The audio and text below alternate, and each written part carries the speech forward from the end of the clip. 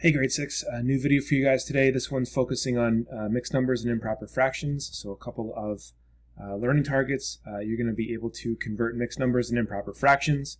You're going to need to be able to use multiplication to find the improper fraction equivalent to a given mixed number. And then you're going to also be able to use division with remainders to find the mixed number given the corresponding improper fraction. So all that to say, by the end of this video, you're going to be able to convert back and forth between improper fractions and mixed numbers. So here's where we start. First of all, how many quarters are in 1 pi? Well, we can see that there are 4 quarters. I should turn on my pencil function. There are 4 quarters in 1 pi. What about in 2 pi's or in 3 pi's? What operation can we use? Well, we can use multiplication, use timesing. So if there's 2 pi's, that would be 4 quarters times 2. If it's 3 pi's, it's 4 quarters times 3, right? And this is what we get. So we get 8 quarters over here, obviously, and then we get 12 quarters over here. What about in 3 1/4 pi's? How would we figure that one out? Here's a diagram, right? So we have 3 1/4 pi's. And so what we do is we say, well, we got 3 pi's times 4 pieces, so that's 12 pieces, plus that 1 extra piece. So it's 12 plus 1, which means that we have 13 quarter pieces altogether. And so I'm just going to write that as an improper fraction, 13 quarter pieces. Don't be alarmed that the top number is bigger than the bottom number. It's 13 1/4. Sorry, 13 quarters. Switching over to thinking about halves rather than quarters, there are 2 halves in 1 pi, right? You take 1 pi times 2 halves, which gives us 2. So every time we're going to be multiplying it by 2. That's how we know, right? So if there's 3 pi's, it's 3 pi's times 2 halves or 2 pieces, right? Which means that there are 6 halves. Now, again, I'll write it as an improper fraction. There are 6 halves there because I've used multiplication. What about in 1 1/2 pi's? Well, that's 1 pi times 2 pieces plus the extra 1, which is going to give us 3 halves. And then as an improper fraction, it's 3 halves. If I have 2 1/2 pi's, it's 2 pi's times 2 pieces plus the extra 1, which is going to give us 5 halves. And then if I have 3 pi's times 2 pieces plus the extra 1, that's going to give us 7 halves. Okay, and again, I know because I can use multiplication realistically, you guys, what I'm doing here is I'm changing a mixed number into an improper fraction using multiplication is really what I'm doing. What about in 8 1/2 pi's? Again, here's my diagram. And so what I would do is I would take my 8 wholes, multiply them by 2, and then add that extra 1. And so 8 times 2 is 16, plus the extra 1 means I'm going to have 17 halves. 8 1/2 equals 17 halves. Now, I'm not sure if anyone's picked up on this just yet, and I've got a few more slides to go through, but if I take the whole number here and multiply it by the denominator, so 8 times 2, which is what I did down here, and then I add that extra numerator, which is over here, that plus 1. That's going to get me how many halves I have, 17, and then I know it's got to be over 2. Anyway, just a little something that I wonder if you've noticed yet. Okay, now what about how many halves are in 2 1/2? Well, I take my my whole number, multiply by the number of halves I have, add in the extra, which means I'm going to have 5 halves, right? So 5 over 2. And over here I'd have take my whole number, multiply it by the halves, add in the extra, which means I'd have 11 halves, or 11 over 2. Right? And then if I switch gears to thinking about thirds, in 1 pi there would be 3 thirds, in 2 pi's there are 6 thirds, and in 3 pi's there would be 9 thirds. And again, if I have like 10 pi's, there would be 30 thirds, and in 100 pi's, there would be 300. Again, I take my whole number, multiply it in this case by the thirds, by 3. So whatever the whole number is here, just in this case, multiply it by 3. So then moving to a mixed number, I would have my whole number times the thirds plus that extra 1, which would give me 7, or I could write that as 7 thirds. Over here, I'd have my whole times the thirds plus that extra 1, which gives me 16. So I'd have 16 thirds. So what we can do with that knowledge about using multiplication to convert mixed numbers to improper fractions is start applying them to some word problems. And so there's a word problem here that says there are train cars that'll hold 4 vehicles each. And then the question is, what fraction of a train car is each vehicle, right? So if this is my poorly drawn train car, and it's going to hold 4 vehicles each, right? Each vehicle that's here, this is my worst car ever, but that means that each vehicle is a quarter, right, of a train car. A quarter of a train car. So then how many quarters or how many fourths would be in 2 wholes? Well, I take my wholes, multiply it by the fourths, right, to know that there would be 8. There are 8 vehicles, or 8 fourths in 2 wholes, right? How many vehicles will 2 train cars hold? Well, I just said here it's 8. So let's think about it like this. If a train car holds 4 vehicles, how many vehicles will that 1 1/4 train cars hold? Well, I know that 1 car will hold 4 vehicles plus that extra 1, which would give us 5. So how many vehicles will 1 1/4 train cars hold? 5 quarters.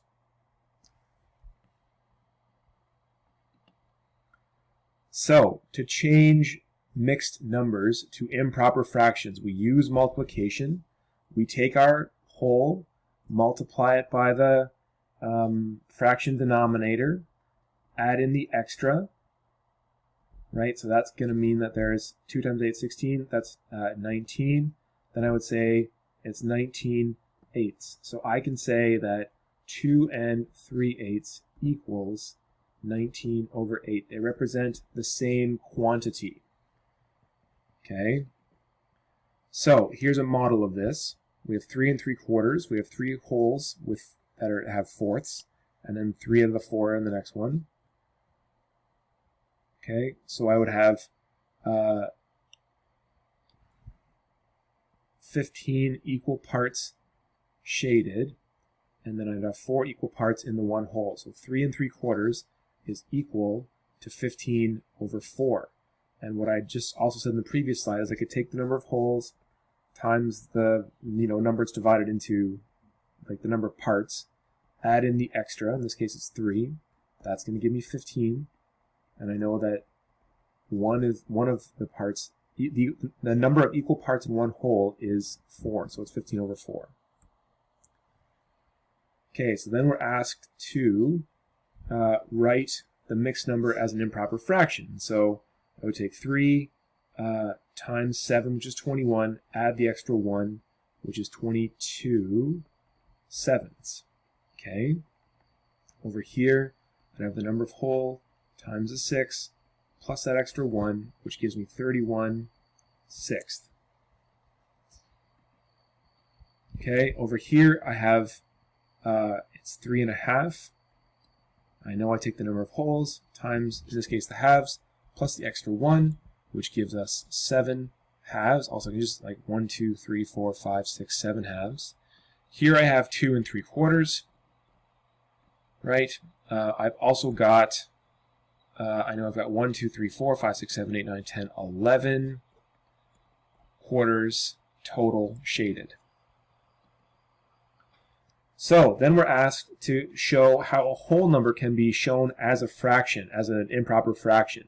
And so what they do here is they take the whole number and they wanted to show with the denominator 2, which means that these circles have to be divided into 2 sections. So it's 3 wholes, each divided into 2 sections. It's 6 halves. I can use the multiplication statement that 3, which is the number of wholes, times the halves equals 6. So if it's 4, I would have 4 circles, right, each divided up into 2. So that's going to say, well, I have 4 times 2, which is the 8. So 4 is going to be able to be represented by 8 halves. Now, if I have the improper fraction 10 over 2, now I have to start going in reverse and saying, well, I'm going to, instead of using multiplication to convert from a mixed number to an improper fraction, I'm going to take my improper fraction, I'm going to use division to find out my mixed number. So if I have 10 halves, so that's 2 halves, 4 halves, 6 halves, 8 halves, there's 10 halves. I've got 5 whole pies there. So 5 whole pies is equal to 10 over 2, or 10 halves. Now, I don't know if anyone has noticed this, but if I take 10 and I divide it by 2, I get 5. That's not a coincidence. Okay? So we're asked here to write the mixed numbers as improper fractions and show the answer with a picture. We can write the statement for the number of half-size pieces in the pies. So 2.5, here's my picture. It's two circles, both fully colored in, and then half an extra one. So here I would have 1, 2, 3, 4, and then that extra one, right? So that would be 4 times 2 plus the extra one, which would give me, sorry, not 8. I gotta erase that, that's bad.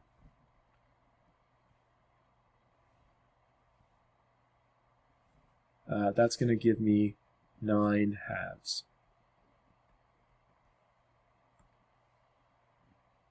So, to write the improper fraction 15 over 2 as a mixed number, what operation should we use? Well, we need to use division in this case. Okay, so if I have 15 divided by 2, that's going to give me 7 with remainder 1. So 15 over 2 is 7 and 1/2, right? So 15 divided by 2 is 7, and then over here, the remainder there is 1, that 1 extra remainder.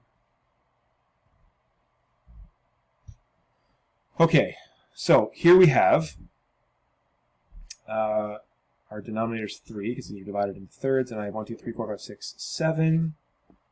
But that means that I have 2 wholes plus the 1/3.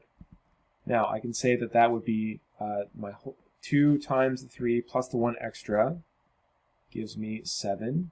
Or I can say here, to go the other way, 7 divided by 3 equals 2 remainder 1. So to write the improper fraction as a mixed number, I use my division. So this would be 8 divided by 5 is 1 remainder 3. So then that as a mixed number would be 1 3/5. Over here, this is 11 divided by 6 equals 1 remainder 5. So my answer, my mixed number is 1 5/6. Okay, so we can change a mixed number to an improper fraction in this way. 2 1/4 is equal to 2 times 4 plus 1/4, which is 9/4, which is 9 over 4. So how can we change the improper fraction to a mixed number? If we have 9 over 4, do the opposite. 9 divided by 4 equals 2 remainder 1, which is 2 1/4. Okay, so without using a picture, right, we would do 7 divided by 2 equals 3 remainder 1. So I'd say that that is, oops,